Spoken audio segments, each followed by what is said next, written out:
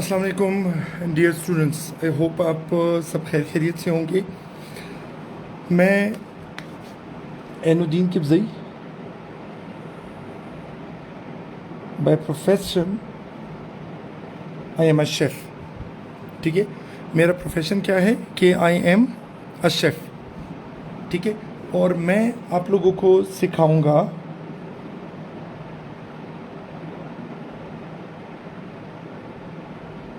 क्या चीज़, कुकिंग। ठीक है, as a profession I am a chef और मैं आपको सिखाऊंगा कुकिंग। ठीक है, फिर आप कहेंगे सर कुकिंग आप किस चीज़ की सिखाएंगे, तो फिर मैं कहूँगा ऑब्वियस सी बात है, मैं आपको मुख्तलिफ़ डिशेस बनाना कह दें या पकाना कह दें, मैं वो आपको सिखाऊंगा। ठीक है, फिर आप कहेंगे कि सर अच्छा कैसे सिखाएंगे, तो मैं आपको कहूँगा कि मैं आप लोगों को मुख्तलिफ़ डिशेस की रेसिपी सिखाऊंगा। ठीक है, फिर आप कहेंगे ठीक है सर रेसिपी सिखाएंगे, रेसिपी में क्या क्या होगा। तो देखें, सबसे पहले जब भी हम कोई डिश बनाते हैं तो हमें चाहिए होते हैं उस डिश के लिए डिफरेंट इंग्रेडिएंट्स। ठीक है, हमें क्या चाहिए होते हैं, हमें मुख्तलिफ़ इंग्रेडिएंट्स चाहिए होते हैं। ठीक है, यानी फ़लान डिश बनाने के लिए ये चीज़ें चाहिए होंगी। फिर दूसरे नंबर पे हम ये देखते हैं कि हमें कौन कौन सी चीज़ किस किस क्वांटिटी में चाहिए। ठीक है, यानी मुख्तलिफ़ चीज़ें जो हमें चाहिए होगी डिशेस बनाने के लिए, उन चीज़ों की क्वांटिटी क्या होनी चाहिए, कौन सी चीज़ कितनी होनी चाहिए, कौन सी चीज़ कितनी होनी चाहिए रेसिपी के लिए, कोई डिश बनाने के लिए। ये दो चीज़ें हो गई। और तीसरी जो एक बहुत इम्पॉर्टेंट चीज़ है वो है सीक्वेंस।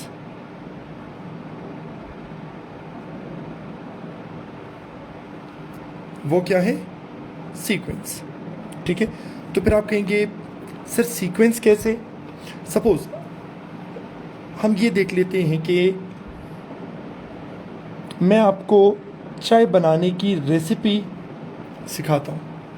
ठीक है, तो फिर आप कहेंगे ठीक है सर, मैं कहूँगा कि हमने क्या करना है, हमने कोई 10 लोगों के लिए चाय बनानी है। तो फिर आप कहेंगे ठीक सर, तो फिर मैं कहूँगा उसके लिए आपको सपोज़ एक पतीला चाहिए, गैस चाहिए, पानी चाहिए, पत्ती चाहिए, दूध चाहिए और चीनी। तो ये 1 2 3 4 5 6 ये 6 आइटम्स है, ये 6 इंग्रेडिएंट्स हैं जो आपको चाहिए होंगे। तो आप कहेंगे ठीक है सर, अब ये बता दें कि चीनी कितनी होनी चाहिए, पत्ती कितनी होनी चाहिए, पानी कितना होना चाहिए, दूध कितना होना चाहिए। तो फिर आप कहेंगे कि सर ये जो डिफरेंट आइटम्स आपने बताए हैं, अब आप काइंडली इनकी क्वांटिटी भी बता दें। ठीक है, मैं बता दूंगा। तो क्या ये दो चीज़ें बताने से आप कभी कोई डिश तैयार कर सकेंगे, तो आंसर है नो। ठीक है, अदरवाइज़ अगर ये दो चीज़ें हो, आपको सीक्वेंस का पता ना हो, तो मैं क्या करूँगा, मैं पतीली उठाकर उसमें चीनी डालकर मैं गैस ऑन कर दूँगा, फिर उसके बाद मैं पत्ती डालकर फिर गैस और तेज़ कर दूँगा। तो आप कहेंगे सर ये इस तरह नहीं होता, हर चीज़ का अपना सीक्वेंस है। गैस है, ठीक है, उसके ऊपर पतीली है, फिर उसमें सपोज़ पानी है, दूध है, चीनी है, पत्ती है। आप कहेंगे सर ये सारी चीज़ें जो डालेंगे इसका अपना एक सीक्वेंस भी होगा, राइट। तो मैं आपको बताऊंगा कि आपने सपोज़ मुख्तलिफ़ डिशेस कैसे बनानी है, रेसिपी क्या होगी, मैं आपको इंग्रेडिएंट्स बता दूंगा, मैं आपको उसकी क्वांटिटी बता दूंगा और सीक्वेंस भी। तो नॉर्मली जब आप किसी से कुछ सीखते हैं ना, तो आप पहले क्या कहते हैं कि सर एक दफ़ा, या शेफ़ साहब एक दफ़ा आप ख़ुद भी हमें बनाकर दिखा दें, ताकि हम फिर आपको फॉलो करके उसी तरह बना सके। ठीक है, सो इसका मतलब ये हुआ कि उस शेफ़ को सबसे पहले खुद एक सैंपल कुकिंग करनी पड़ेगी। ठीक है, यानी शेफ़ जो कुछ कह रहा है कि भाई ये चीज़ें होनी चाहिए, इतनी क्वांटिटी में होनी चाहिए, इस सीक्वेंस में होना चाहिए, तो उससे खुद भी क्या करना होगा, एक दफ़ा डिश बनाकर दिखानी होगी। ठीक है, शेफ़ एक दफ़ा खुद भी वो डिश बनाकर उन्हें दिखा देगा। फिर उसके बाद फिर शेफ़ उनको कहेगा कि चले अब आपने क्या करना है, आपने सपोज़ 15 लोगों के लिए चाय बनानी है, राइट। तो इसके साथ आपका टेस्ट शुरू हो जाएगा। तो आप क्या करेंगे, आप अपने माइंड को यूज़ करते हुए इंग्रेडिएंट्स उठा लेंगे और अपने माइंड को यूज़ करेंगे, क्वांटिटी भी, फिर सीक्वेंस भी, और आप सपोज़ कोई डिश तैयार कर लेते हैं। ठीक है, फिर उस डिश को टेस्ट करेगा कौन, शेफ़, यानी मैं टेस्ट करूँगा और फिर मैं आप लोगों को दूंगा फीडबैक। ठीक है, आप सब अलग अलग चाय बनाएंगे, मैं टेस्ट करूँगा, फिर फीडबैक में मैं आपको बताऊंगा कि फ्लॉस कहाँ कहाँ पे है।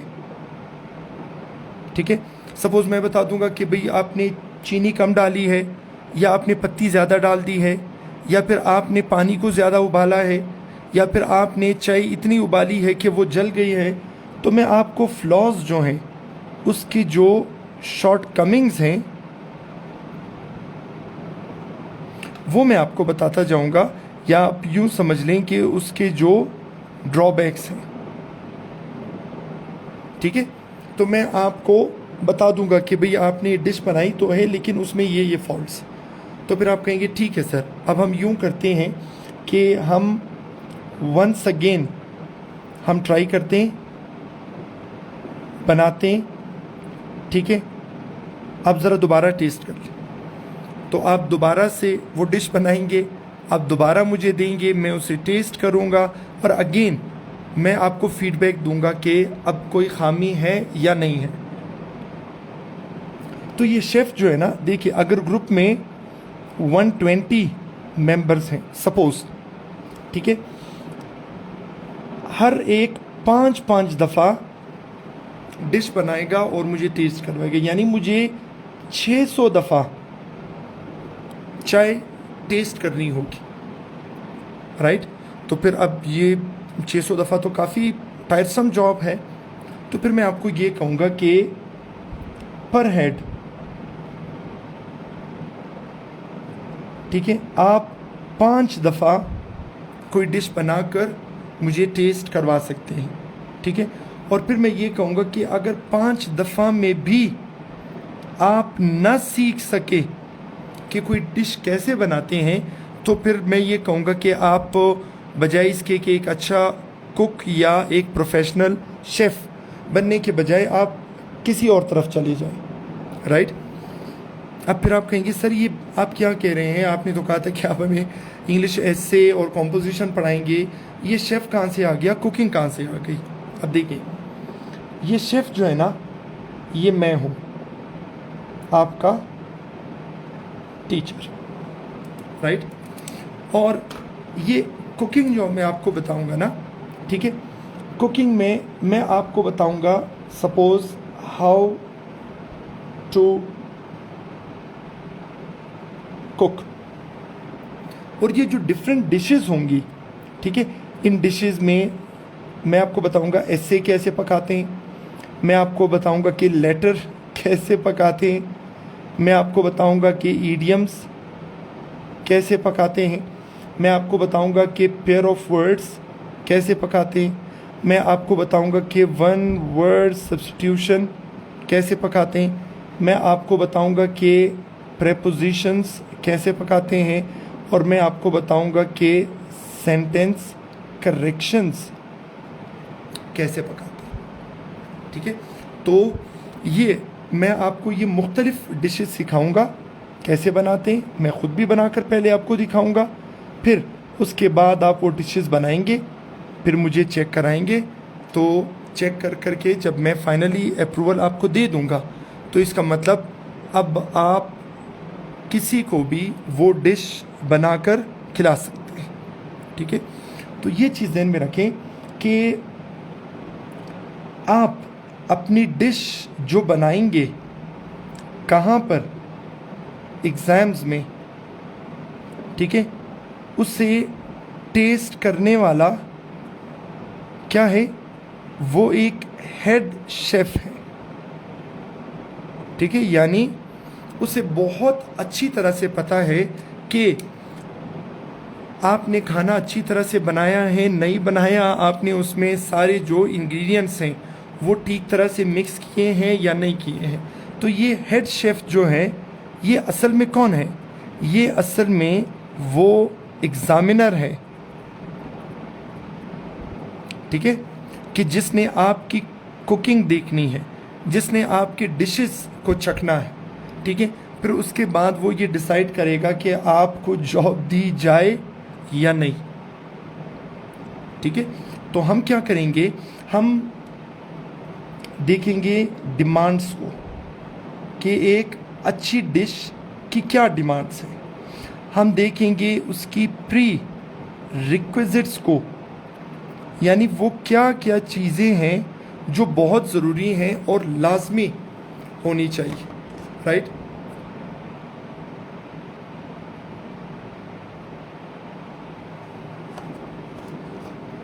तो जब आपको इन सब चीज़ों का पता होगा तो आप इजीली एक अच्छी डिश बना सकेंगे। सपोज अगर आपको ये पता चलता है कि यार एग्ज़ामिनर को स्पाइसी खाना पसंद नहीं है, ठीक है, तो फिर आप कहेंगे सर ठीक है, बस एग्ज़ामिनर के माइंड को देखते हुए हम खाने में जो स्पाइस हैं, ठीक है, जो मिर्चें वगैरह हैं वो उसी हिसाब से डालेंगे। अब पॉइंट ये है कि एग्ज़ामिनर के माइंड में क्या है ये आपको कौन बताएगा, ये एग्ज़ामिनर ख़ुद आपको बताता है। ठीक है, कैसे बताता है, जैसे पहले भी हमने डिस्कस किया था कि एग्ज़ामिनर जो हैं वो एक ऑफिशियल रिपोर्ट पब्लिश करते हैं जिसमें वो दो चीज़ें बताते हैं, हमने स्टूडेंट्स को फेल क्यों किया और जो पास हुए हैं उन्हें हमने पास क्यों किया है। राइट, तो इसका मतलब हमें ये चीज़ें समझनी है। Number 1, what to do. अब स्टूडेंट्स एक गलती करते हैं कि वो नॉर्मली सिर्फ इस चीज़ के पीछे भागते हैं, जबकि इस लेवल की दूसरी बहुत इम्पॉर्टेंट चीज़ क्या है, व्हाट नॉट टू डू।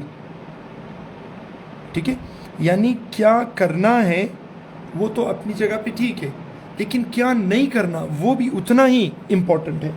तो फिर आप कहेंगे कैसे, देखें, एक बंदा है, बीमार है, एक पेशेंट है, ठीक है, वो जाएगा किसके पास, वो जाएगा डॉक्टर के पास। ठीक है, डॉक्टर उसका चेकअप करके उसे दो चीज़ें कहेंगे कि आपने ये चीज़ें अपनी खुराक का हिस्सा बनानी है, व्हाट टू डू, लेकिन उसके साथ साथ वो ये भी बता देगा कि what are the things you should abstain from, यानी आपको किन किन चीज़ों से परहेज करना है।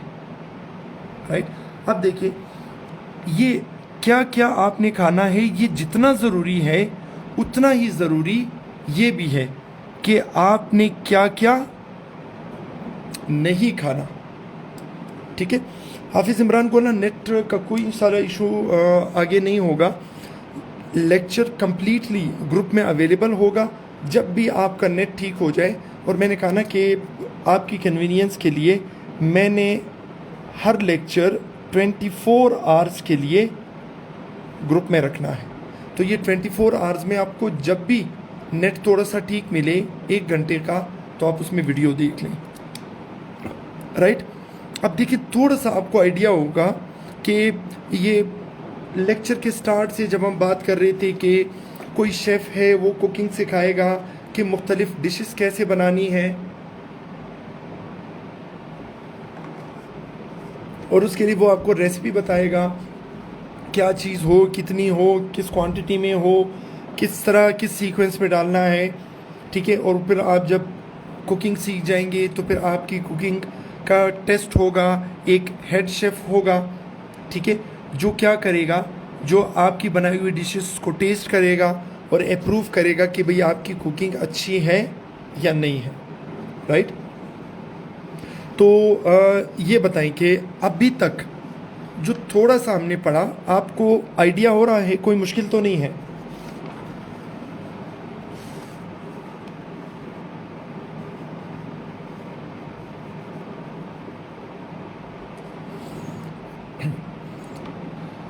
चलें अब देखें,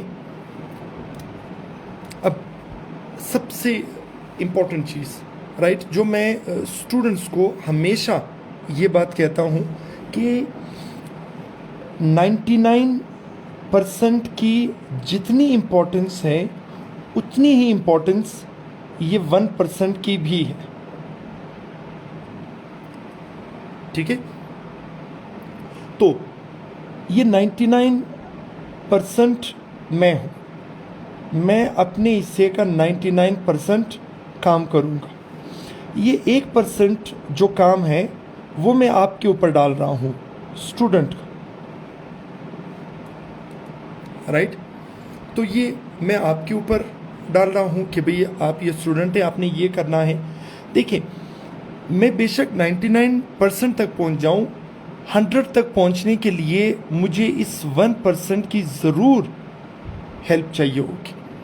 यानी मैं जितना भी अच्छा हो जाऊँ ना, मैं सर फ्रांसिस बेकन ही क्यों ना बन जाऊँ, ठीक है, अगर आपकी तरफ से ये 1% रिस्पॉन्स नहीं होगा तो मैं और आप कभी भी 100% तक नहीं पहुँच सकते। और जब मैं कहता हूँ ना 100% मतलब पास होना, राइट। तो चलें अब चीज़ों को थोड़ा सा सिंपल करके चलते हैं। देखिए, आई हैव ऑलवेज बिलीव कि एक टीचर जो है वो एक बहुत अच्छा साइकोथेरेपिस्ट भी होता है, ठीक है। क्या होगा? साइकोथेरेपिस्ट नहीं, रिंदान 4 आवर्स के लिए नहीं, 24 आवर्स के लिए।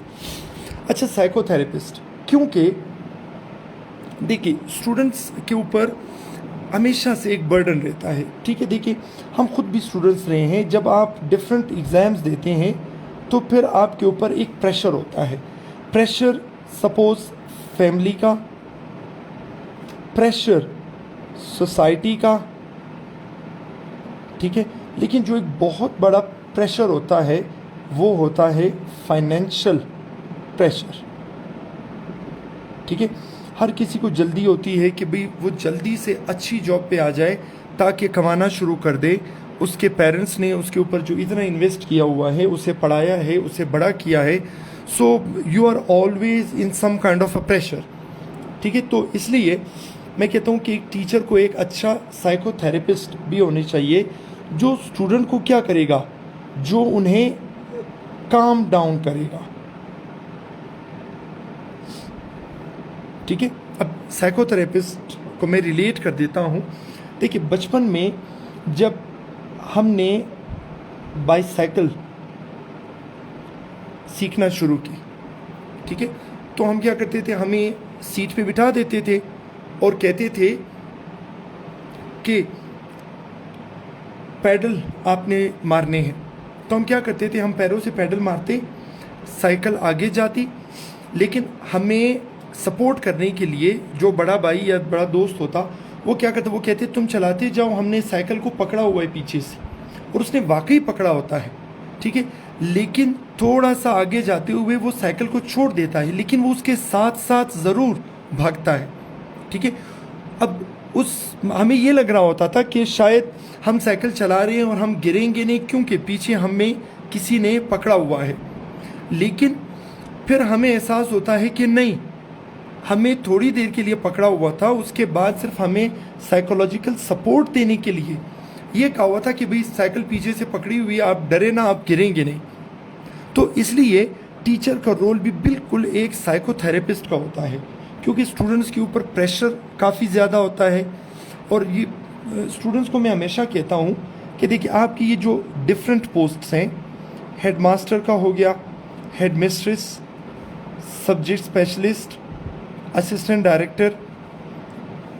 पहले तो ये था कि स्टूडेंट्स काफ़ी खुश थे कि भाई ये हम बीएड वालों के दरमियान कंपटीशन होगा, यानी उसकी एलिजिबिलिटी के लिए क्या चीज़ कंपलसरी होगी, बीएड। ठीक है, तो अब वो ये सोच रहे थे कि ये मुकाबला कोई 30% लोगों के बीच में होगा। लेकिन फिर हुआ क्या, हुआ ये कि सबको अलाउ करते गए, फार्मेसी वाले को भी अलाउ कर दिया, जिन्होंने बीएस साइंस किया होता उसको भी अलाउ कर दिया, यानी तकरीबन कोई 90% लोगों को उन्होंने अलाउ कर दिया।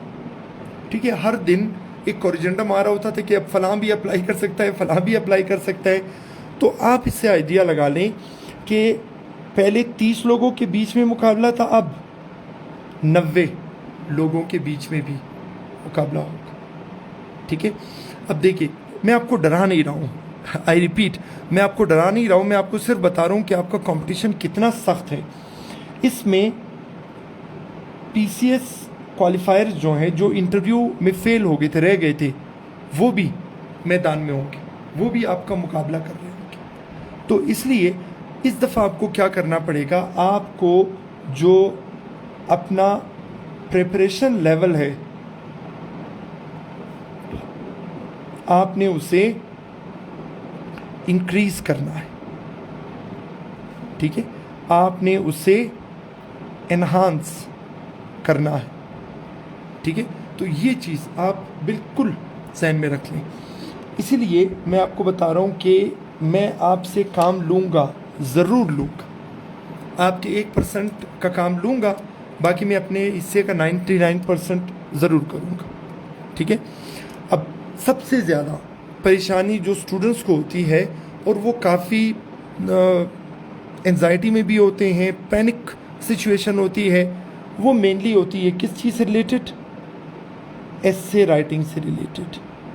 ठीक है, तो हम एस्से राइटिंग पढ़ेंगे, डिटेल से पढ़ेंगे, राइट। एस्से राइटिंग में हम पढ़ेंगे कि एग्जामिनर को क्या चाहिए, एस्से लिखना कैसे है, उसके पार्ट्स कौन कौन से होंगे, फिर हर पार्ट के मैं आपको एक स्पेसिमन बताऊंगा कि भाई इसमें ये लिखना है, पूरा मैं आपको एस्से लिख कर दे दूंगा। फिर उसके बाद मैं आपको कहूँगा कि अब इसी पैटर्न पे आपने एस्से लिखना है, चेक कराना है, फिर लिखना है, फिर चेक कराना है। तो ये सारी चीज़ें होती रहेंगी। लेटर राइटिंग इसी तरह होता रहेगा। आज थोड़ा सा एस्से से रिलेटेड, क्योंकि मैंने कहा ना कि स्टूडेंट्स बड़े बेचैन होते हैं कि सर ये एस्से राइटिंग के लिए कुछ कर दें, क्या करें। तो अब देखिए और से सुने, एस्से राइटिंग के लिए अगर मैं आपको ये कहूँ कि मैं आपको एस्से पढ़ा दूँगा, ठीक है, मैं आपको इम्पोर्टेंट टॉपिक्स भी बता दूँगा,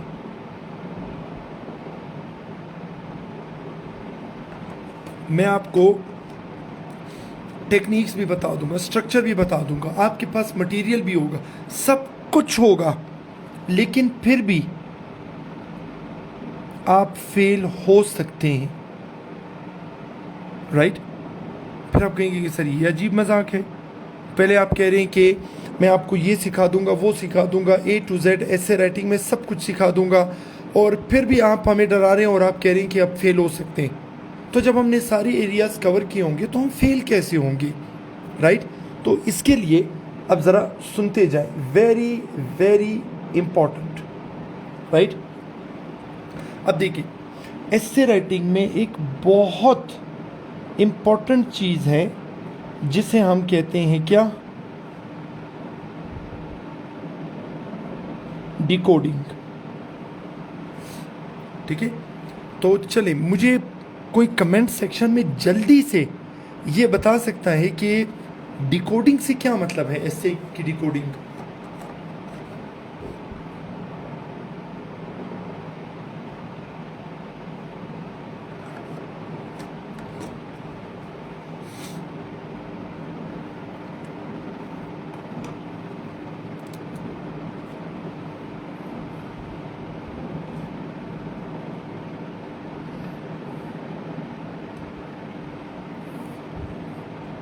अब देखिए, मैं आपको डिफरेंट टॉपिक्स बताता हूँ, फिर मैं आपको उसको डिकोडिंग बताता हूँ, ठीक है। अब देखिए, बहुत केयरफुली देखिए, it is very very very important. एक टॉपिक है, एग्जामिनर ने आपको दिया है कि AI, आर्टिफिशियल इंटेलिजेंस, ठीक है, has created more problems than solutions.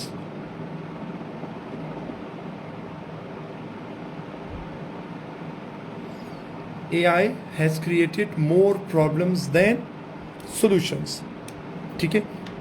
फिर मैं एक और टॉपिक आपको बताता हूँ, नंबर 2, ठीक है। Is artificial intelligence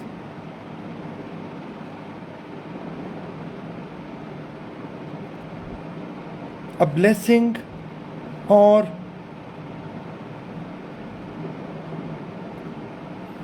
a curse, ठीक है। फिर नंबर 3,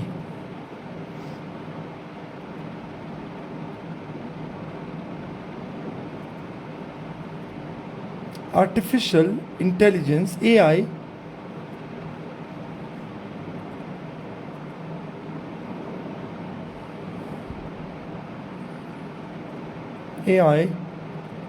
is a curse, ठीक है। फिर नंबर 4, ठीक है, AI is both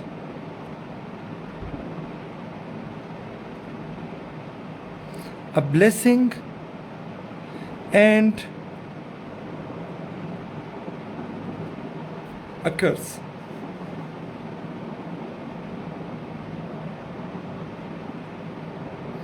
ठीक है। फिर AI is not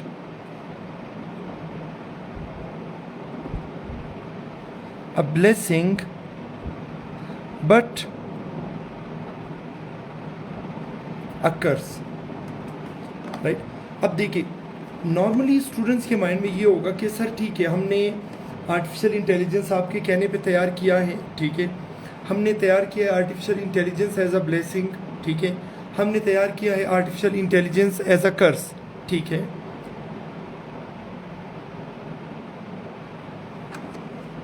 अब मेन पॉइंट क्या है? अब पॉइंट ये है कि आपके पास डायरेक्शन तो है, लेकिन ज़रा आप ये देख लें कि एग्ज़ामिनर आपसे मांग क्या रहा है।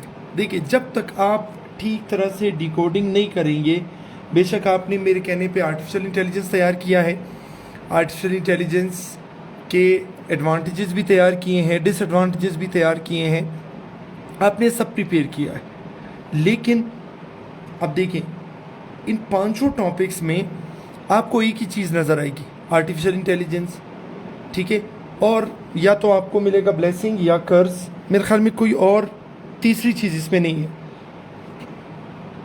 तो फिर अब पॉइंट ये है कि टॉपिक को डिकोड कैसे करना है। देखिए, वेरी इंपॉर्टेंट बात किसके बारे में हो रही है?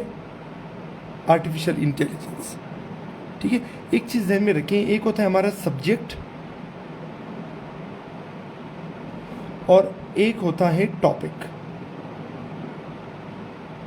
ठीक है।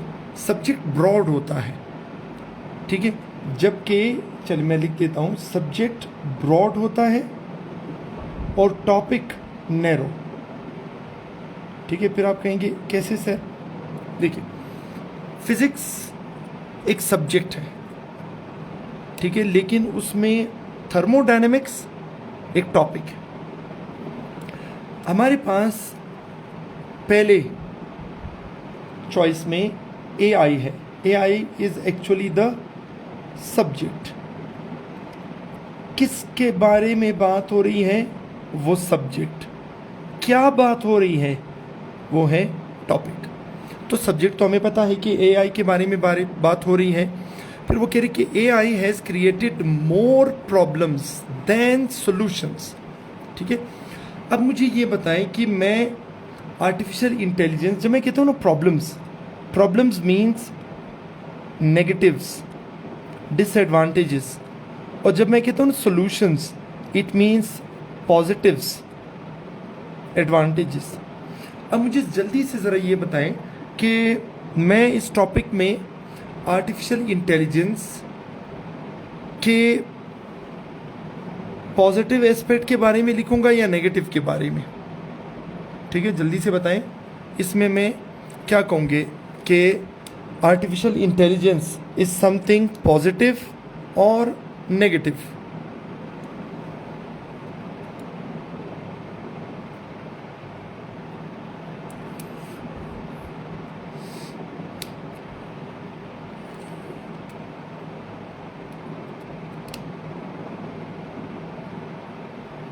देखिए डिफरेंट आ रहे हैं। बीनिश फातिमा कह रही है कि नेगेटिव, सनाउल्लाह कह रहे हैं कि पॉजिटिव, कोई कह रहे हैं नेगेटिव, कोई कह रहे हैं पॉजिटिव। कि देखिए अगर आप इस तरह से डिकोडिंग करेंगे ना तो आप अभी से ही खुद को फेल कंसीडर कर लें। ठीक है, अब देखें जब उसने लिखा हुआ है ना कि मोर का मतलब वो कंपैरिजन कर रहा है, और कंपैरिजन में एक चीज़ ज़्यादा होती है और एक चीज़ कम होती है। ठीक है, आप ये कहेंगे कि इसमें अच्छी चीज़ें भी हैं और आप इसमें कहेंगे कि इसमें बुरी चीज़ें भी हैं, लेकिन वो कह रहे कि बुरी चीज़ें ज़्यादा हैं, अच्छी चीज़ें कम हैं। राइट, तो हम इसको यूँ लिख देते हैं। मैं लिख देता हूँ P फॉर प्रॉब्लम्स, या यूँ कर देता हूँ प्रॉब्लम्स की जगह मैं लिख लेता हूँ सपोज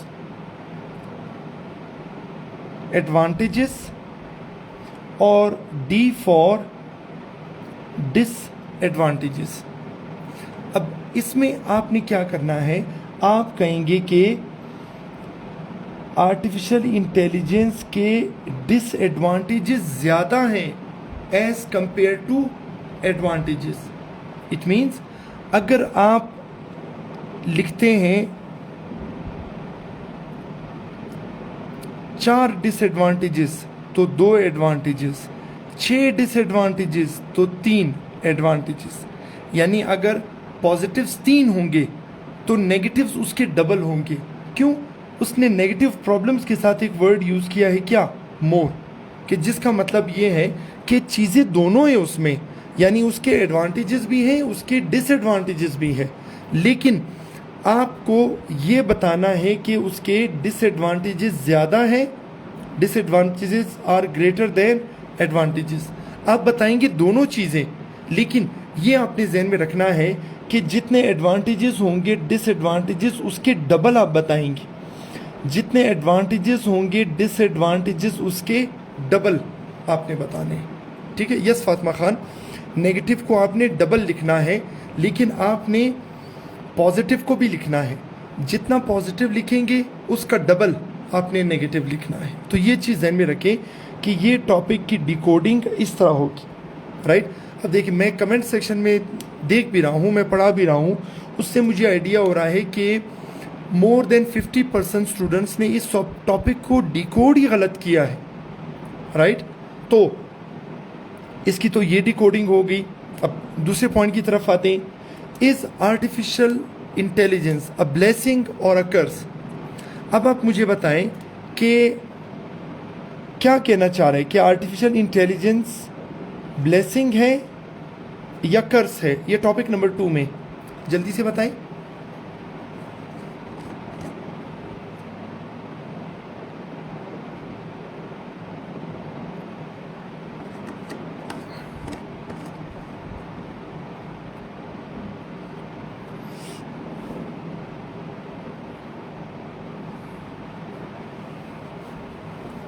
अब देखिए टॉपिक नंबर 2 में वो आपको कह रहा है कि भाई आपने एक साइड लेनी है। अगर आप कहते हैं कि ये ब्लेसिंग है तो आपने थ्रू आउट ब्लेसिंग के बारे में बात करनी है, कर्ज का जिक्र ही नहीं करना। यानी आपने सिर्फ और सिर्फ उसकी अच्छाइयाँ बतानी है और आपने बताना है कि इसमें कोई बुराई नहीं है। या फिर अगर आप कहते हैं कि इट इज़ अ कर्स, तो आपने सिर्फ और सिर्फ बुराइयां बतानी है, अच्छाइयों के बारे में आपने कुछ भी नहीं बताना। ठीक है, तो ये चीज़ ध्यान में रखें आप कि आपने सिर्फ एक चॉइस लेनी है। या तो कहें कि ब्लेसिंग है और शुरू से लेकर आखिर तक बस उसको ब्लेसिंग ही साबित करना है, या फिर अगर आप कहें कि ये कर्स है तो शुरू से लेकर आखिर तक आपने उसको कर्स ही साबित करना है। ठीक है, ये चीज़ ज़रा माइंड में रखें कि आपने इस तरह के टॉपिक में सिर्फ एक साइड को पकड़ना है और आखिर तक उसी पर ही चलना है। ठीक है, बिल्कुल स्टूडेंट का ओपिनियन होगा, एक सेलेक्ट करना होगा, आपने दोनों को लेकर नहीं चलना, एक को लेकर चलें, आखिर तक उसको प्रूव करें। ठीक है, number 3, artificial intelligence is a curse. अब क्वेश्चन नंबर 2 में वो तो आपको चॉइस दे रहा था कि भाई आप किस तरफ जाएंगे, आप ब्लेसिंग की तरफ जाएंगे या कर्स की तरफ, कोई एक रास्ता। ठीक है, लेकिन टॉपिक नंबर 3 में वो आपको चॉइस नहीं दे रहा, वो आपके ऊपर अपनी मर्जी असर्ट कर रहा है। ठीक है, इम्पोज कर रहा है, ज़बरदस्ती वो आपको कह रहा है कि भाई मैं आपसे नहीं पूछ रहा कि ये ब्लेसिंग है या कर्स है, बल्कि मैं आपको कह रहा हूँ कि ये एक कर्स है, अब आपने साबित करना है। ठीक है, अब सपोज अगर आप ये कहें कि सर मेरे पास बहुत अच्छे आर्ग्यूमेंट्स हैं कि जिससे मैं ये साबित कर सकता हूँ कि आर्टिफिशियल इंटेलिजेंस क्या है, वो एक ब्लेसिंग है, तो फिर आप कहेंगे कि सर मेरे पास बहुत अच्छे आर्ग्यूमेंट्स हैं तो मैं ब्लेसिंग पे लिख सकता हूँ, तो मैं कहूँगा नहीं। देखें, टॉपिक नंबर 3 में जब हम इसको डिकोड करते हैं, एग्जामिनर आपसे ये नहीं पूछ रहा कि आप क्या सोचते हैं, एग्जामिनर कहते हैं कि यार मैं ये सोचता हूँ, बस आपने मेरी बात को साबित करना है। ठीक है, यानी इसमें आपको चॉइस नहीं दी गई है, आपने इसको कर्स ही साबित करना है। भले आप सोचते हो कि ये ब्लेसिंग है, भले आप सोचते हो कि आपके पास ब्लेसिंग वाले पॉइंट्स ज़्यादा हैं, बिल्कुल नहीं, आपने हर सूरत में उसको कर्स ही साबित करना है। ठीक है, ब्लेसिंग का उसमें कोई जिक्र नहीं होगा। फिर आते हैं टॉपिक नंबर 4 की तरफ। ठीक है, तो चलिए ज़रा ये बताएं कि ये टॉपिक नंबर 4 में आपको क्या लगता है कि क्या चीज़ हो सकती है। चलिए ज़रा जल्दी से बताएं।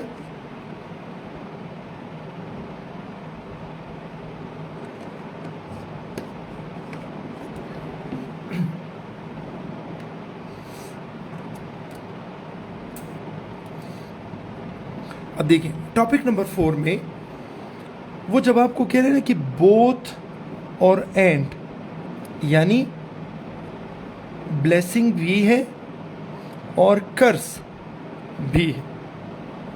ठीक है, यस और एग्जेक्ट, बिल्कुल 50-50। अब देखिए, टॉपिक नंबर 1 में उसने क्या किया था, उसने एक वर्ड यूज़ किया था मोर, कि जिसमें उसने बता दिया था कि एक चीज़ ज़्यादा है दूसरी चीज़ कम है। ठीक है, या तो कर्ज ज़्यादा है ब्लेसिंग कम है, ब्लेसिंग ज़्यादा है कर्ज कम है। लेकिन यहाँ पर जब उसने यूज़ किया ना बोथ एंड, इसका मतलब ये हुआ कि ये ब्लेसिंग भी है और ये कर्ज भी है। अगर आपने 2 पॉइंट्स बताने हैं ब्लेसिंग के, तो 2 ही पॉइंट्स आपने बताने हैं कर्ज के। अगर आपने बताने हैं 3 पॉइंट्स ब्लेसिंग के, तो 3 पॉइंट्स ही कर्ज के। ठीक है, इसमें आपने बहुत एहतियात करनी है। ठीक है, कि आपने बराबर लेके चलना है, क्योंकि देखिए टॉपिक आपको ये कह रहे हैं कि दोनों इक्वल हैं, बराबर हैं, लेकिन अगर आप एक को ज़्यादा रखेंगे, ठीक है, दूसरे को कम रखेंगे, तो मतलब आपने टॉपिक को ठीक तरह से डिकोड नहीं किया। राइट, इस चीज़ का भी आपने बहुत ख्याल रखना है। अब चले हम इसको रिलेट करते हैं एक और टॉपिक के साथ, नंबर 5, कि AI is not a blessing but a curse. ठीक है, तो फिर आप कहिए कि सर ये वाला पॉइंट थोड़ा समझ नहीं आया, इसको कैसे करना है। ठीक है, अब देखिए, चले मैं आपको एक चीज़ समझाता हूँ। देखिए, एक वर्ड हम पढ़ते हैं बट, ठीक है, ये वो लेकिन वाला बट नहीं है, इसको हम किसी और एंगल से देख लेंगे। ये बट यूज होगा किस सेंस में? एक्सेप्ट वाले सेंस। ठीक है, चलिए अब मैं आपको थोड़ा सा कंफ्यूज करता हूं। अब सुने, और से सुने और से देखें भी। मैं एक टॉपिक देता हूं कि AI इज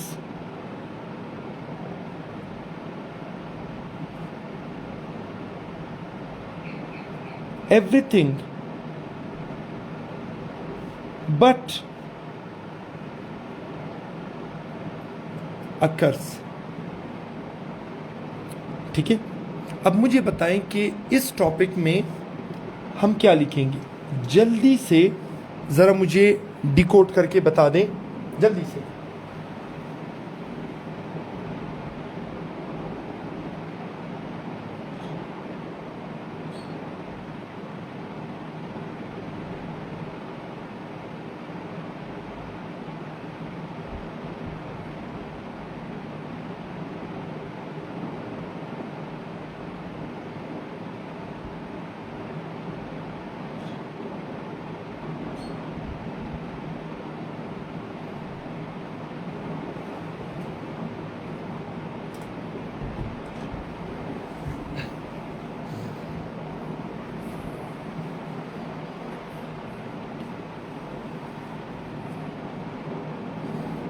हाँ, अब देखें, अभी मैं आपको बताता हूँ कि इस टॉपिक का मतलब क्या है, और उसे समझने के लिए आपको ये बट वाली फिलॉसफी ज़रा समझनी होगी।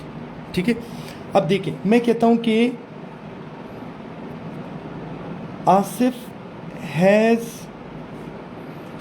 नथिंग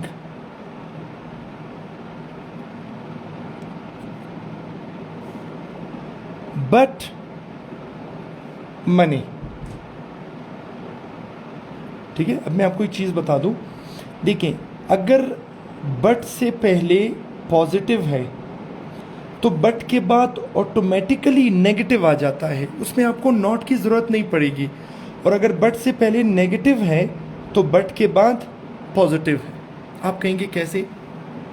देखें, आसिफ के पास कुछ भी नहीं है, नेगेटिव, लेकिन बट के बाद वाली चीज़ है। आसिफ के पास कुछ भी नहीं है, लेकिन बट के बाद वाली चीज़ है क्या? पैसा। लेकिन अगर मैं सपोज इसको यूं लिखूं, देखें, Asif has everything but money. Asif के पास सब कुछ है, लेकिन बट के बाद वाली चीज़ नहीं है।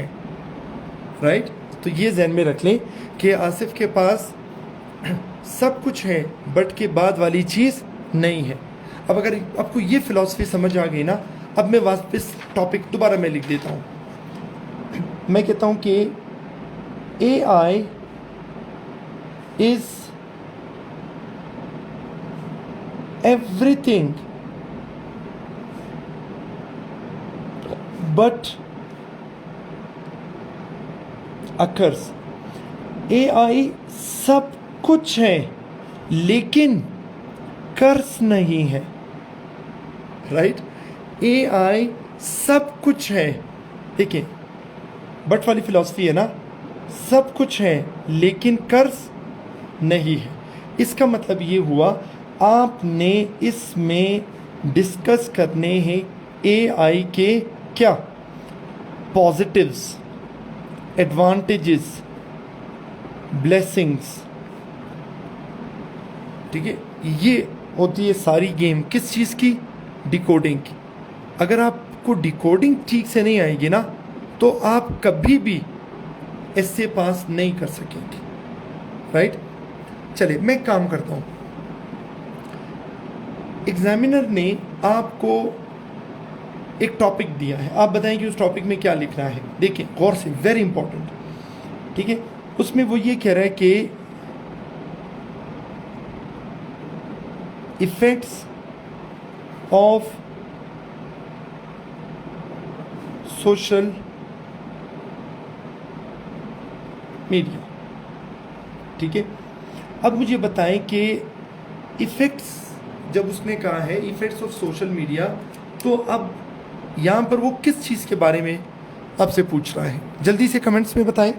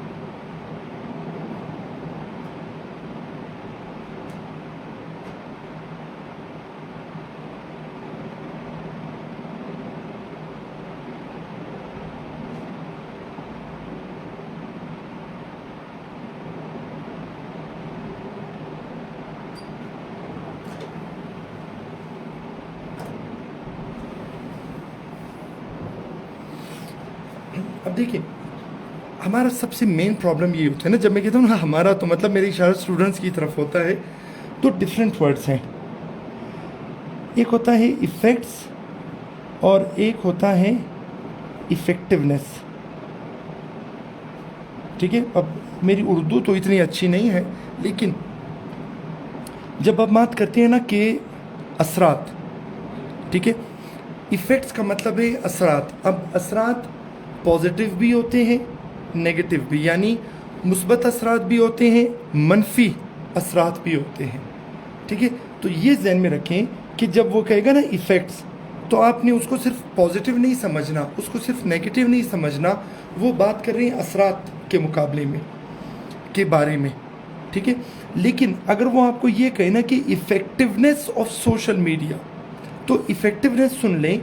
इफ़ेक्टिवनेस, मेरी उर्दू की हैंडराइटिंग कुछ ज़्यादा ही ख़राब है, माफ़ी चाहता हूँ, ठीक है।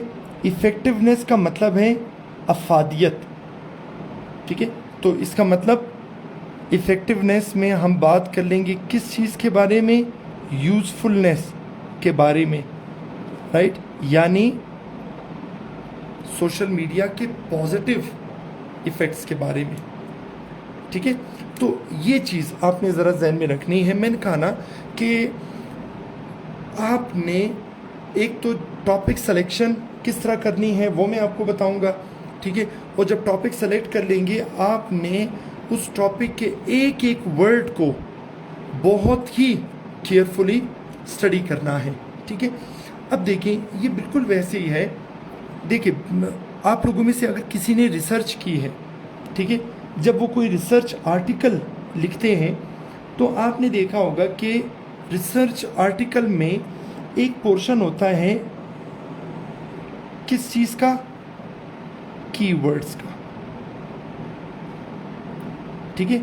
वो कीवर्ड्स असल में किस चीज़ का काम करते हैं, ये फिज़िक्स वालों को अच्छी तरह से पता होगा, फिज़िक्स मेरा सब्जेक्ट नहीं है। एक काम कहते हैं पिवटल पॉइंट, ठीक है। पिवटल पॉइंट वो सेंट्रल पॉइंट होता है कि जिसके गिर्द कोई चीज़ रिवॉल्व करती है, राइट। इसी तरह जब आप कोई रिसर्च आर्टिकल लिखते हैं तो उसमें आप कीवर्ड्स देते, ठीक है, और कीवर्ड्स बेसिकली उस पूरे रिसर्च आर्टिकल को हाईलाइट करते।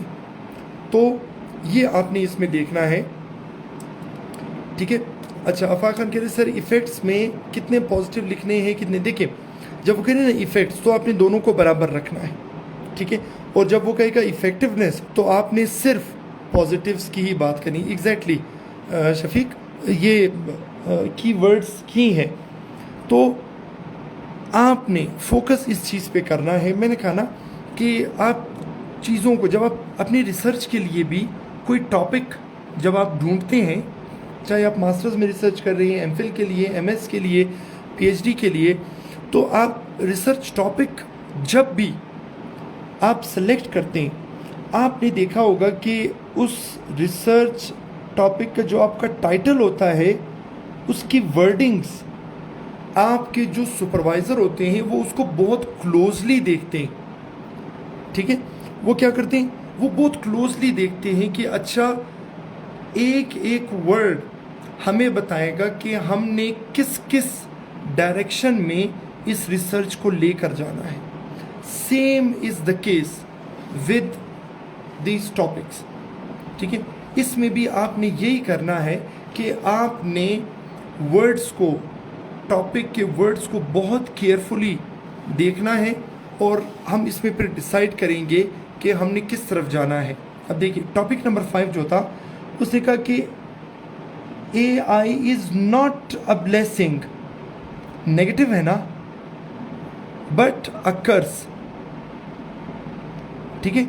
यानी is not a blessing, blessing नहीं है, बल्कि क्या चीज़ है, ये एक कर्स है। तो आपने टॉपिक नंबर 5 में सिर्फ और सिर्फ बात करनी है किस चीज़ के बारे में, आर्टिफिशियल इंटेलिजेंस इज़ अ कर्स। और मैंने आपको बताया ना कि रूल वही है कि बट से पहले अगर पॉजिटिव है तो ऑटोमेटिकली बट के बाद वाली चीज़ नहीं है, बट से पहले नेगेटिव है तो ऑटोमेटिकली बट के बाद वाली चीज़ है। अब मुझे याद है एक दफ़ा मैं देख रहा था, कोई टॉपिक था कहीं पे, ठीक है, एक क्वेश्चन था, और क्वेश्चन था किस चीज़ से रिलेटेड, IQ से रिलेटेड, ठीक है। वो क्वेश्चन ज़रा मैं आपको बता देता हूँ, आप देखते हैं आपका IQ कितना अच्छा है। अगेन ये डिकोडिंग से ही रिलेटेड है, ठीक है। अब देखिए मैं कहता हूँ कि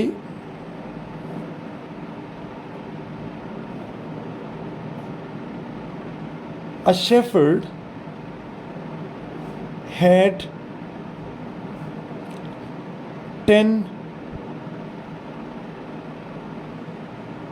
goats.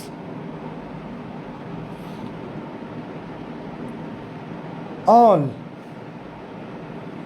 but 7 died. अब मेरा क्वेश्चन ये है, how many goats are left? माही माजबीन, जब तक टॉपिक ख़त्म नहीं होगा क्लास चलती रहेगी, ठीक है। अच्छा बताएं मुझे, अ शेफर्ड हैज़ 10 गोट्स, इसको मैं हेड कर देता हूँ, चलिए पास से रिलेट कर देता हूँ। ऑल बट 7 डाइड, इन दो स्टेटमेंट्स को देखकर मुझे इस सवाल का जवाब दे कि how many goats are left.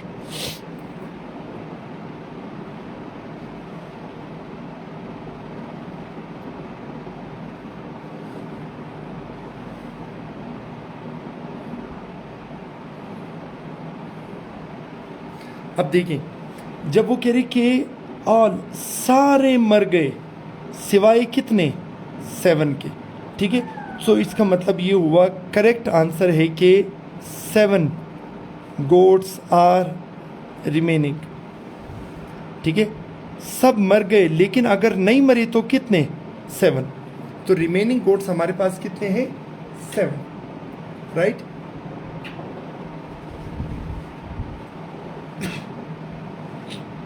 तो रिमेनिंग गोट्स हमारे पास कितने हो गए, 7, राइट। चलिए अब एक काम करते हैं, आज के लिए इस टॉपिक को थोड़ा सा हम यहीं पर रहने देते हैं। हाँ, एक और चीज़ very important, very very very important. अब मैंने कहा ना, चूँकि मैं एक टीचर होने के साथ साथ आज तो मैं शेफ़ भी बन गया, ठीक है, और मैं एक साइकोथेरेपिस्ट भी बन गया। अब सुने, पॉइंट ये है कि हम दो डिफरेंट डायरेक्शंस में टॉपिक्स देखेंगे। एक तो हमारे पास ये जनरल टॉपिक्स हैं, ठीक है, AI is a curse, the positive effects of online education, ठीक है, ChatGPT के पॉजिटिव या नेगेटिव इफ़ेक्ट्स। अब दूसरा फिर हमारे पास वो है जो कोटेशनल होंगे, राइट। कोटेशनल में फिर आप कहते हैं सर ये कोटेशनल में हमें बड़ी प्रॉब्लम होती है। देखिए, कोटेशनल एसेज जनरल एसेज के मुकाबले में बहुत आसान होते हैं, ठीक है। सिर्फ ये चीज़ आपने जहन में रखनी है कि कोटेशनल के बारे में अगर कोई चीज़ मुश्किल है तो वो है उसकी डिकोडिंग। अच्छा चलिए, आप कह रहे हैं डिस्क्राइब द आंसर, तो चलिए मैं आंसर डिस्क्राइब कर देता हूँ। सुने, देखिए, मैं कहता हूँ कि all of them died but 7, ठीक है, सारे मर गए, राइट, सारे मर गए, लेकिन अगर नहीं मरे तो कितने? 7, ठीक है। हाँ, exactly, but is used as except. हुआ, वेरी गुड, ठीक है। अब आप यूं देख लें, मैं इसको यूं लिख देता हूं कि all of them died except 7, सारे मर गए मां सिवाय 7 के। तो ये बट जो है ना, ये एक्सेप्ट वाले सेंस में यूज होगा, ठीक है। चलिए मैं एक और एग्जांपल आपको बताता हूँ। कोई मुझसे पूछता है कि क्लास में कौन कौन आया है, मैं कहूँगा कि ऑल द स्टूडेंट्स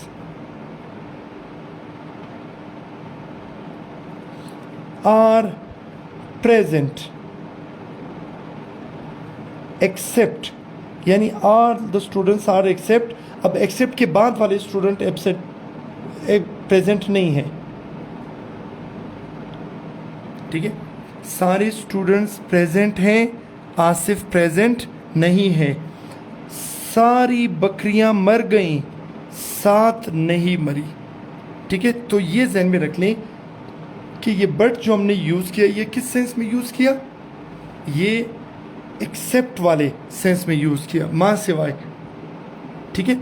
तो चलिए इसको एक काम करते हैं, फ़िलहाल आज वाले टॉपिक को यहीं पे रोकते हैं। कल हम फिर एक नए तरह से इसको हैंडल करेंगे और हम कोशिश करेंगे, देखिए, कि अगर हम ऐसे लेकर चल रहे हैं तो सिर्फ ऐसे लेकर नहीं चलेंगे, हम बीच बीच में सेंटेंस करेक्शन भी करते रहेंगे, हम बीच बीच में प्रेपोजिशंस भी करते रहेंगे और टेंस कंसिस्टेंसी भी करते रहेंगे और ईडियम्स,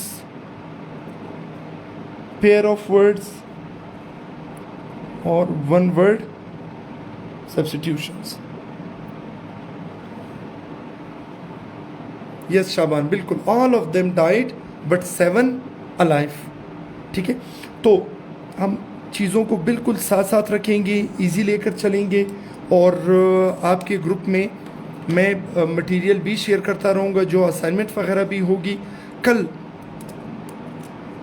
इंशाल्लाह हम बात करेंगे किस चीज़ पे, कहाँ गया ये, ठीक है। सबसे पहले सबसे इम्पोर्टेंट चीज़ हमारे लिए क्या है?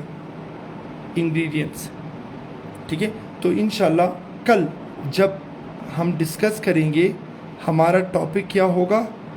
इंग्रेडिएंट्स। ऐसे से रिलेटेड है, तो हम बात करेंगे किस चीज़ के बारे में? इंग्रेडिएंट्स के बारे में, राइट। कल तक के लिए इजाज़त दीजिए, अल्लाह हाफ़िज़।